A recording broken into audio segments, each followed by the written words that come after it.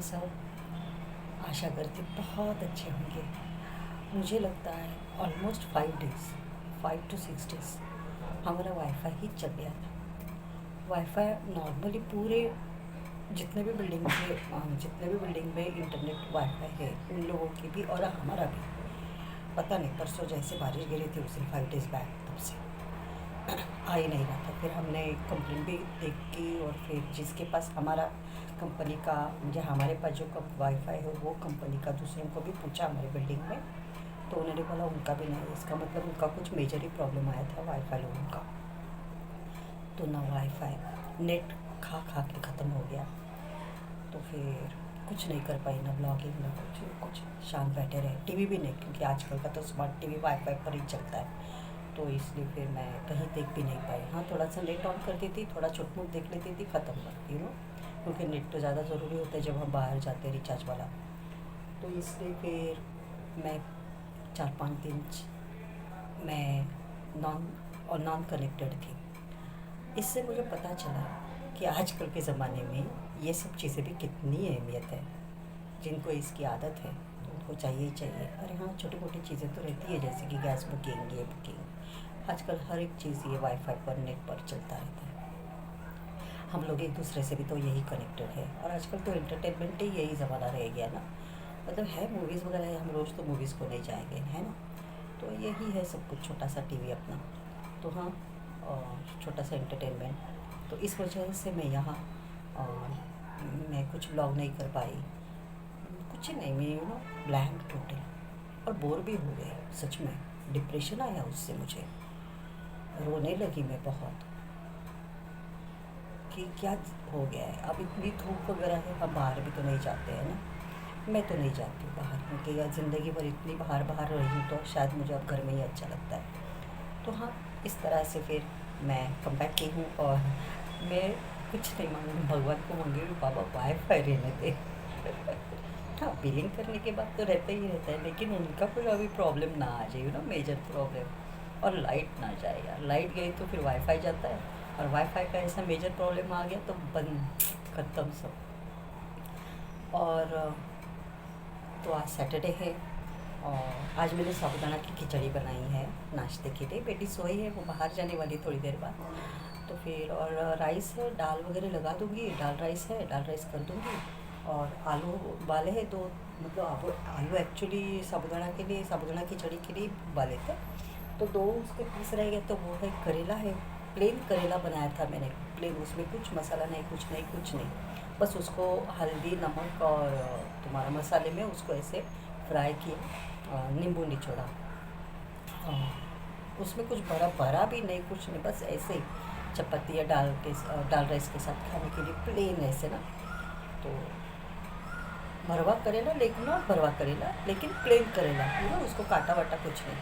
उस तरह से भी एक जरा एक अलग ही मज़ा आ जाता है। जैसे हाँ, करेला का अचार भी बनाते हैं, मैं तो नहीं कभी बनाई, ना कभी खाई हूँ। हाँ, सुना है, देखा है।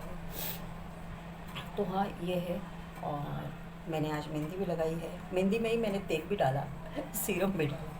मतलब 2-3 घंटे मस्त उसको रखो, और अच्छा लग रहा है ठंडा ठंडा, ब्रेन को बहुत अच्छा लग रहा है। मैं इसलिए मैं गर्मियों में ना मेहंदी ज़्यादा लगाती हूँ, और सर्दियों में और बारिश में मैं अपना गार्नियर डाई वगैरह या काली मेहंदी वगैरह लगा देती हूँ, जो 10 मिनट के होते हैं। एक्चुअली नहीं अच्छी रहती, लेकिन अब यही लगा, अब वैसे भी बाल तो रहे नहीं हैं, तो फिर मेहंदी मुझे लगा ठीक ठाक है, क्योंकि मैंने डाई लगाया तो ऐसा लगा कि मैंने कुछ ऐसे वीग लगाया क्या। मैंने एक बार ही ना वाइट ही रखे थे एक्चुअली, तो फिर मैंने कहा नहीं वाइट, यार वाइट तो वाइट है ना, नो इशू। लेकिन मेरी माँ बेटी बोली नहीं तो डाई लगा दे, तो मैंने एक दिन डाई लाया, अपना गार्नियर वाला डाई वगैरह इंस्टेंट गोदरेज वगैरह।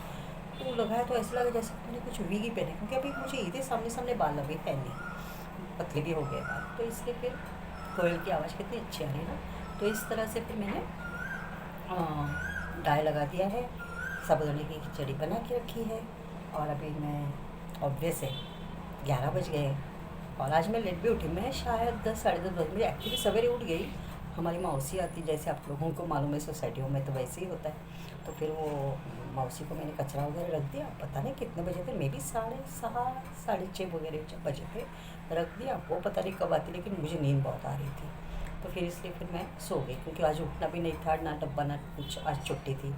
तो इसलिए फिर मैं भी लेट लेट उठी, गजर वजर कुछ नहीं लगाया अलार्म। और आज कुछ ज़्यादा काम है नहीं, आज मैं ही रेस्ट करूँगी। आज पूरा मैं यूट्यूब देखूँगी मेरा वाला, और हम मूवी देखूँगी आज, क्योंकि स्मार्ट टीवी के लिए इंटरनेट आया है। तो अभी फिर मैं थोड़ी देर बाद, मतलब नहाने धोने के बाद, खाने पीने के बाद मैं मूवी, मतलब वो जब बाहर जाएगी तो मैं मूवी, मस्त मूवी टाइम निकालूंगी। पॉपकॉर्न वगैरह, पहले वाले पॉपकॉर्न थे मेरे, वो ना मैंने उसको फ्राई भी किया लेकिन फिर भी वो ये हो गया वो सॉफ्टनेस ना, तो वो मज़ा नहीं आया। फिर मैंने वो भाई को दे दिया, मतलब कोई बच्चे होंगे तो बाहर दे देना है। तो इस तरह से फिर मैंने ये अब मेरा बनता है चाय। तो हाँ, ऐसे मैंने मेहंदी लगाई है, आधा घंटा हो गया है, बहुत अच्छा लग रहा है। तो welcome back to my channel Geeta's lifestyle and cozy home. Like करना, शेयर करना, सब्सक्राइब करना, और जो बेल आइकॉन है उसको प्रेस करना, ताकि मेरे अच्छे अच्छे जो ब्लॉग आएंगे आगे वाले, उसका नोटिफिकेशन आपको मिलेगा। तो यस, आप बने रहिए मेरे साथ एक कप चाय के साथ। जिसको चाय पसंद है कमेंट करना ज़रूर, और आपको मैं निमंत्रण देती हूँ, आ जाइए चाय पीने के लिए। कॉफ़ी चाहिए तो कॉफ़ी भी पिलाऊँगी, नो इशू। कोई अगर लस्सी चाहिए तो वो भी पिलाऊँगी, कोई ठंडा रूह अफ़ज़ा वगैरह चाहिए तो वो भी पिला दूँगी। कोयल की तेरी बोली, सूरत है कितनी भोली, रूप तेरा रंगीला, चलते चैन छबीला, तुझे देख के मुझको होने लगा। कोयल की आवाज़ से मुझे ये गाना आया। जया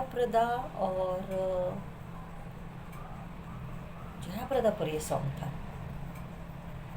मे बी ऋषि कपूर या जितेंद्र या राकेश रोशन, तीनों में से कोई उसके साथ की थी, लेकिन सरगम में से था शायद। सरगम पिक्चर उसकी पहली पिक्चर थी जया प्रदा की। डफली वाले डफली बजा, मेरे घुंघरू बजाते हैं, मैं नाचू तो नचा,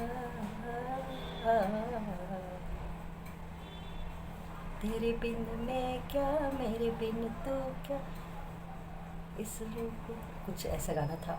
बहुत छोटे थे, डांस करते थे हम लोग भी। चलो, बचपन कितना सुंदर रहता है ना शादी के पहले। कोयल की आवाज़ आ रही है।